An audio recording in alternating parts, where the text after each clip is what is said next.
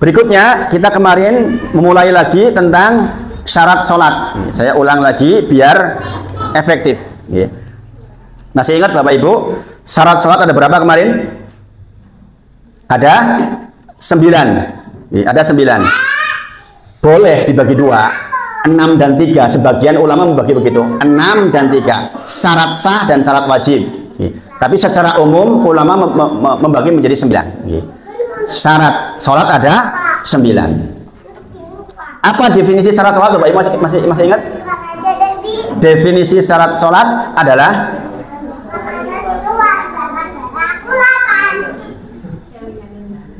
itulah itu. Udah nyambung berarti. Segala sesuatu yang harus ada sebelum sholat tetap ada sepanjang sholat. Kalau hilang sengaja tidak sengaja maka batal. Segala sesuatu yang harus ada sebelum sholat tetap ada selama sholat sampai selesai.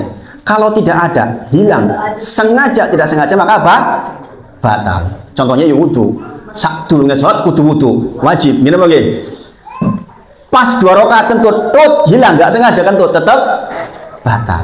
Maka definisinya adalah segala sesuatu yang harus ada sebelum sholat tetap ada sepanjang sholat. Kalau menjadi tidak ada, sengaja tidak sengaja maka batal. Gitu, okay? Dan disebut oleh para ulama ada 9. Maka Bapak Ibu semuanya, kalau sholat berjamaah yang menjadi imam, syarat pertama jadi imam, syarat pertama sebelum beberapa syarat yang lain, syarat pertama jadi imam sholatnya sah. Sampai di sini bisa dipahami ya? Nek dadi imam syaratnya sholatnya sah. Berarti seorang imam itu sholatnya wajib memenuhi yang 9 ini. Kalau jenengan melihat sebagai makmum kehilangan satu syarat ini, maka jenengan harus mufarokoh namanya. Mufarokannya berpisah dari imam. Contoh, ada imam jenengan di shaf 1, imamnya gitu. Tapi imamnya nggak berhenti, tetap melanjutkan isin, arep batal kayak. Bisa nggak terjadi seperti itu? Bisa. Saya pernah kejadian di belakang imamnya ngentut iki, cetho ngentut, tapi orang mundur imamnya. Mungkin isin mungkin.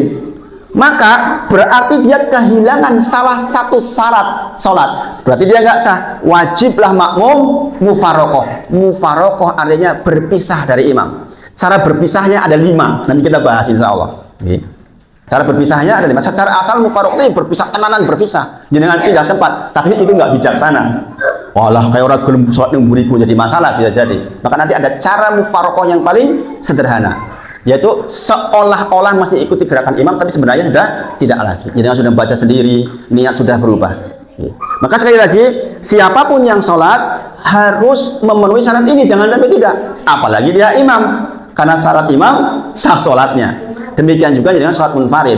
Sholat munfarid dengan otomatis tahu kan ini 9 syarat ini. Kemarin sudah kita bahas, yaitu yang pertama apa? Islam. Berarti menjaga jadi orang Islam terus-terusan itu penting. Penting. Apa dalilnya kemarin? Quran surah At-Taubah ayat ke-17 dan Quran surah Al-Furqan ayat ke-23. Salah 2 diantaranya. Saya katakan karena banyak juga ayat lain yang terkait.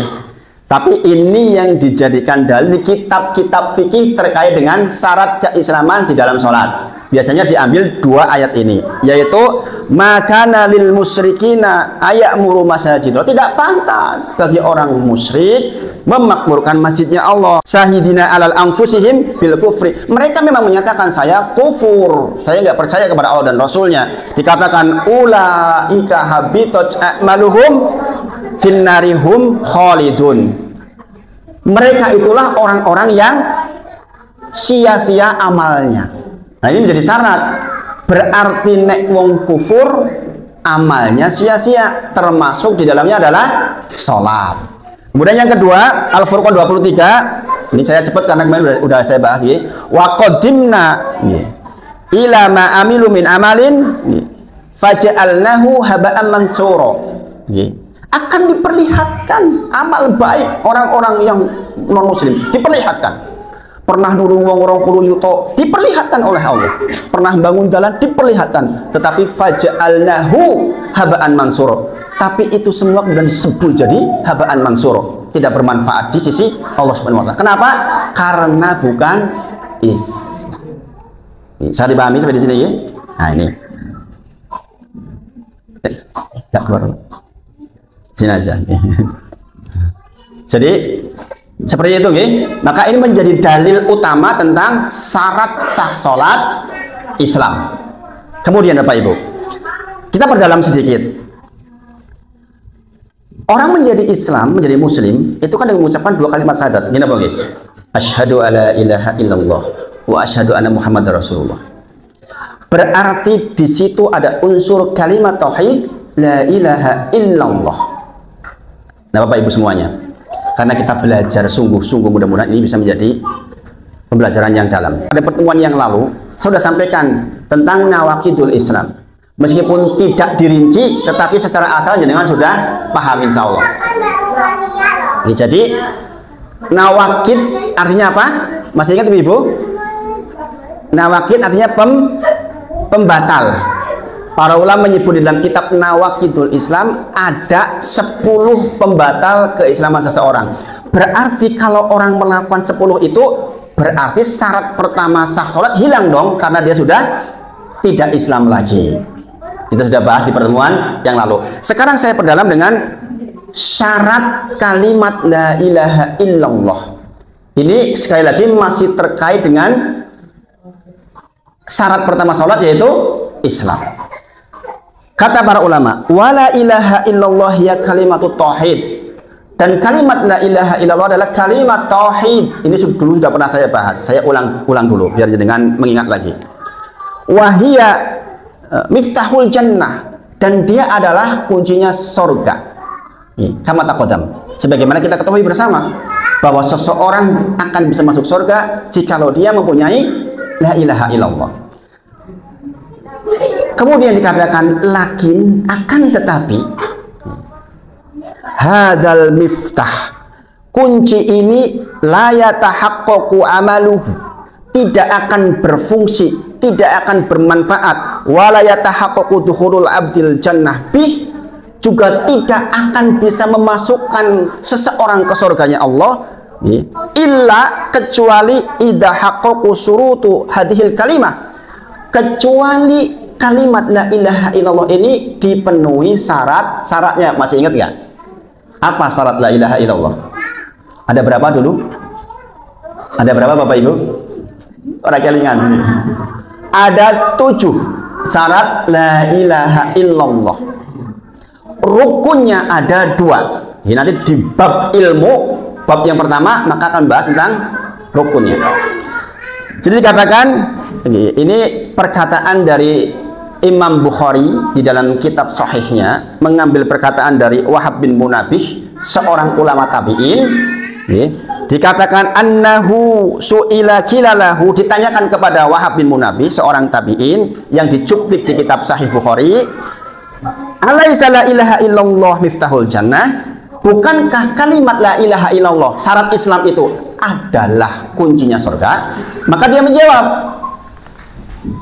qala bala, iya tentu saja, kalimat la ilaha illallah itulah kuncinya surga, tentu saja.